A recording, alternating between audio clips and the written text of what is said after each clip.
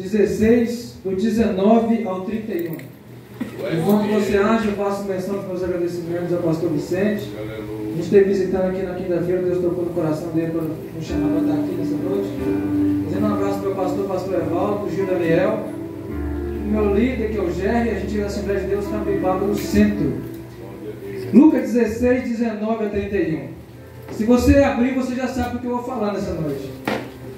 Ora, havia um homem rico, vestia-se de púrpura e de linho finíssimo, vivia todos os dias recalado expedidamente. Havia também um certo mendigo chamado Lázaro, que jazia cheio de chagas à porta dele. Desejava alimentar-se com as migalhas que caíam da mesa do rico, e os próprios cães vinham lamber as chagas. Aconteceu que o mendigo morreu e foi levado pelos anjos para o seio de Abraão. E morreu também o rico e foi sepultado.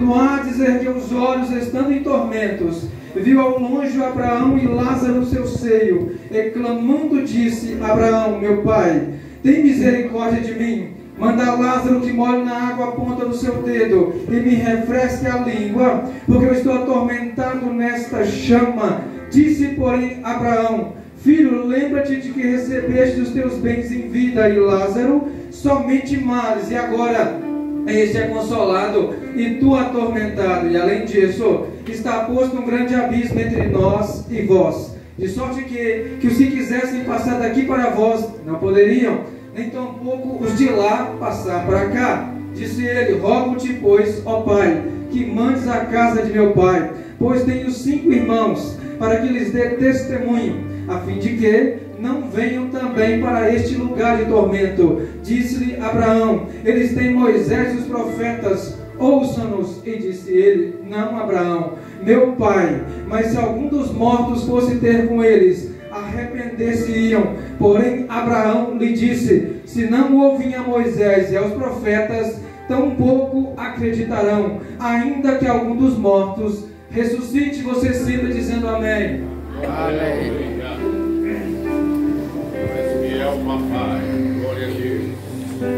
O filósofo disse que o racional é real e o real é racional. Rubem Alves, grande na literatura, ele dizia algo interessante. Ele dizia que temos que tomar muito cuidado para que a identidade não seja contaminada pela alteridade. Pablo, que é alteridade? A alteridade é quando alguém quer sujar o nosso nome, quer sujar a identidade que nós temos como cristãos. Quando eu pego aqui, baseado em Lucas 16, 19 a 31, você conhece muito bem a história, porque Lázaro, ele comia exatamente das migalhas, exatamente que o rico deixava cair no chão, e ele comia. Era maltratado, esquecido. Os cães lambiam as suas feridas. Quando ele morre, ele é levado pelos anjos. E você conhece exatamente que o rico é sepultado. O interessante é nós entendermos algo aqui. A pergunta é: o que é o inferno?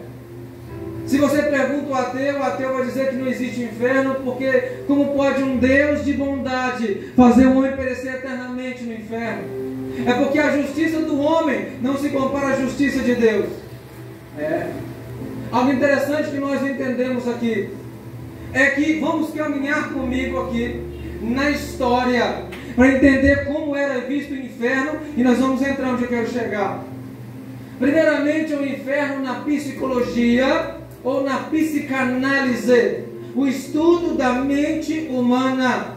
Freud, na sua psicanálise freudiana, ele vai dizer algo interessante. Ele vai dizer que nossos problemas não são autógenos, mas sim halógenos. Ainda não entendi nada, você vai entender. Ele vai dizer que o meu problema não sou eu, o meu problema é o pai, o meu problema é a mãe, o meu problema é a igreja, o meu problema é o trabalho. Em vez de falar igual Davi no Salmo 32, versículo 5: confessei-te o meu pecado e a minha maldade não encobri. Dizer: eu confessarei as minhas transgressões e tu perdoaste a maldade do meu pecado. Freud disse que o mal do ser humano está na civilização. Por quê? Porque você tem que se abster de você para poder alegrar o homem, fazer a vontade do homem, perder o seu amor próprio. Depois de Freud, eu vou, presta atenção para chegar onde eu quero. Depois de Freud, eu vou para Carl Jung. O problema de Freud é que tudo dele é levado para o lado da sexualidade. Então ele vai dizer que a religião seria uma mentira, porque a partir do momento que eu passo a cobrir os meus desejos da carne, eu estou vivendo numa ilusão.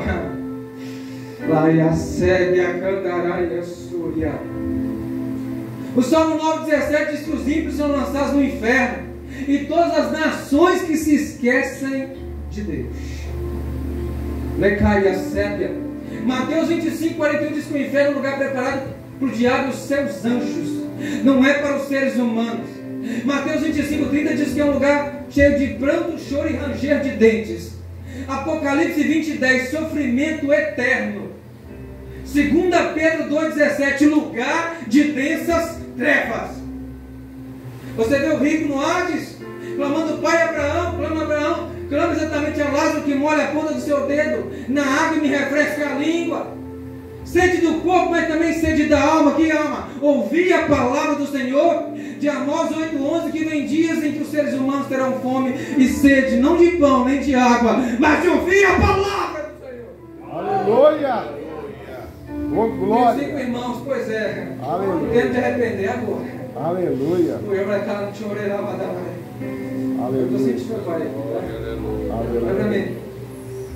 Quando chegamos à filosofia, Zé, Roberto, tem meu amigo Livanito Valério, Adriano, e tem uma coisa interessante aqui.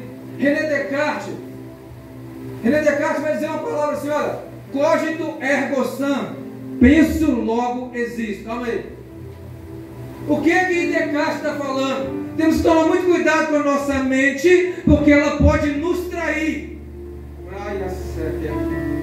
Você sabe muito bem que Provérbios capítulo 4, versículo 23, Salomão diz: sobre tudo se deve guardar, guarda o teu coração, mente, porque dele procede a sair da sua vida. Alester Kleber Júnior, psicólogo convertido ao cristianismo, ele disse algo interessante. Ele disse assim, que o pensamento determina o comportamento e o comportamento determina o sentimento. Você é o que você pensa. Aleluia. Você tem que pensar: sou cristão, sou justo, sou verdadeiro, vou morar com Jesus dos ares. Aleluia.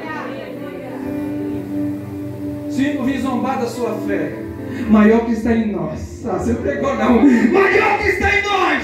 Aleluia. Está no mundo. Muito cuidado que o mundo tem cauterizado a mente dos nossos jovens, e automaticamente tem perdido exatamente a sua identidade. Provérbios capítulo 6, versículo 11 diz: virá a tua pobreza como ladrão e a tua necessidade como um homem armado. E o verso 12 diz que o homem de Belial, o homem de coração vicioso, anda em perversidade de boca. Versículo 13 diz que ele fala com os pés, acena com os olhos, faz sinais com os seus dedos. Fala com os pés, onde ele caminha, mostra para o que ele é. Fala com os pés, faz sinais com os dedos. Uma coisa interessante que a gente entende aqui é que o ser humano tem que tomar muito cuidado com quem ele anda. Fala com os pés, acena com os lábios, faz sinais com os dedos. Algo interessante aqui é você perceber que o homem de Belial, o homem perverso, quer te levar no mesmo caminho que ele, porque o que espera ele é o inferno. Eu já vou entrar onde eu quero. Fala com os pés, acena com os olhos, faz sinais com os dedos. Eu sou apaixonado pela palavra, eu amo a palavra, por isso que eu cito a Escritura. Provérbios capítulo 4, versículo 24 diz assim: desvia de ti a tortuosidade da boca e aluga de ti a perversidade dos lábios. 25. Os teus olhos olhem direitos e as tuas pálpebras olhem diretamente diante de ti. Recai a sede e a mandarai. 26. Pondera a vereda dos teus pés, vírgula, e todos os teus caminhos sejam bem ordenados. Exclamação. 27. Não te declines nem para a direita nem para a esquerda, ponto e vírgula. Retira o teu pé do mal, ponto final. É o que Jesus está falando. Continua adorando, continua andando, mesmo com o mundo zomba de você. Jesus! Aleluia, Jesus! Oh, glória, aleluia! Rei da glória, aleluia! Deus de poder, autoridade, glória, aleluia! Rei da glória, santo e Santo, aleluia. Aleluia. Quando você sai da psicologia, psicanálise para a filosofia, Aleluia. a gente vai perceber agora Jean Paul Sartre. E Jean Paul Sartre ele escreve as margens do rio Sena fumando seu cachimbo. Quando ele diz assim, olha, que a vida é uma náusea, que ela é uma boa no mar do esquecimento, não tem sentido nem propósito. Quem foi que disse que a vida não tem propósito? O nosso propósito é em Cristo Jesus. Oh, glória, aleluia, Jesus. Aleluia, Jesus. Depois nós vamos para Dante Alighieri, que é o inferno da literatura.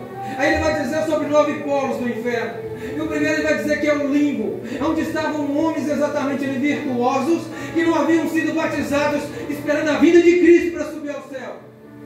Em segundo lugar, eu estou sentindo Deus aqui, é o Vale dos Ventos, onde ficavam exatamente os que gostavam do pecado da luxúria. Aleluia, Jesus. Aleluia. O terceiro é um local exatamente onde ficavam os gulosos, que começaram a ficar se afogando em torno de punição. O quarto é colinas de rocha, onde tinham homens soberbos, avarentos, que começavam a rolar os seus peitos em cima de pedras. Aleluia. O quinto é o rio Estige, que é onde tinha um rio com água e sangue borbulhante, e aquelas pessoas estavam sofrendo de uma forma assustadora. Aleluia.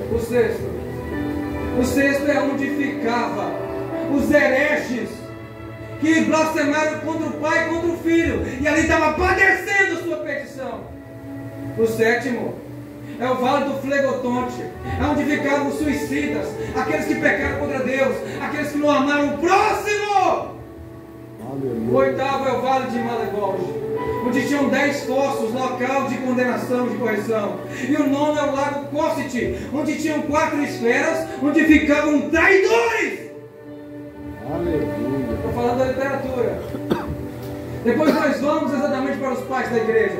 E os pais da igreja, começando aqui por Inácio de Antioquia, quando ele escreve a carta aos Efésios, no 16 e 17. Depois nós vamos para Justino Marte, quando ele escreve a carta, um discurso, exatamente no verso 117. Discurso a Diogneto. Depois nós vamos ver exatamente também Atenágoras, quando ele faz um discurso pedindo proteção para os fiéis, vírgula, número 31, ponto final. Depois nós vamos para a Reforma Protestante. Eu vou chegar onde eu quero. Na Reforma Protestante vamos ver Martinho Lutero, Calvino e Jonathan Edwards, aquele que pregou pecadores na mão de um Deus irado. Aleluia. Agora vamos trazer luz ao texto. Eu quero caminhar sempre no inferno aqui. A primeira pergunta que o ímpio vai fazer para nós é se existe um inferno. E você vai entender bem que a primeira pergunta, eu vou fazer 10 perguntas. Se o tempo me deixar, se não der, não há problema. A primeira é a seguinte: existe um inferno na Bíblia? Eu vou dizer para você, sim. E ele é conhecido como Seol, Hades, Geena e Tártaro. Presta atenção: Seol, Hades, Geena e Tártaro. Ok? Segunda pergunta: quantas vezes aparecem essas palavras na Bíblia? Quando começamos a colocar em pratos limpos, vamos ver que o Seol ela aparece um número aproximado de 62 vezes. Começando em Gênesis 37, 35. Depois Gênesis 42, 38. Depois Gênesis 44, 39 a 41. Depois número 16, 30 a 33. Depois Deuteronômio 32, 22. 1 Samuel 2, 6. 2 Samuel 22, verso 6. 1 Reis 2, 6 a 9. Da Caiacébia. Jó 7, 9. Jó 11, 8. Jó 14, 13. Jó 17, 13 a 16. Jó 21, 13. Jó 24, 19. E Jó 26, verso 6. Esse é o céu. O Hades ele aparece 10 vezes. Começando com Mateus 11, 23 em destaque. Depois Mateus 16, 18. Logo após Lucas 10, 15. Depois Lucas 16, 23. Depois Apocalipse 1, 18. Depois Apocalipse 1, 8. Depois Apocalipse, aliás, Tiago 3,6 e depois Apocalipse 20, 13 e 14. E o Guiena, que é o que eu estou falando aqui, que é o lago de fogo, começa propriamente dito, em Mateus 5, 22 a 30.